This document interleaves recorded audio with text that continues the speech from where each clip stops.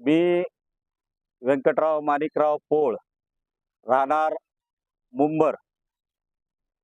माझी नुकतेच शिवसेना पूर्णा तालुक्याच्या तालुका प्रमुख म्हणून माझी नियुक्ती झालेली आहे.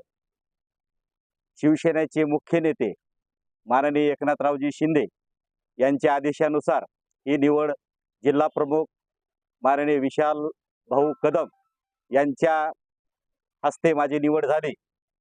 तरी या दीपावलीच्या निमित्तानं तालुक्यातील सर्व जनतेस माझ्याकडून, माझ्या कुटुंबाकडून व माझ्या शिवसेना पक्षातर्फे सर्वांना दीपावलीच्या खूप खूप खूप अशा शुभेच्छा.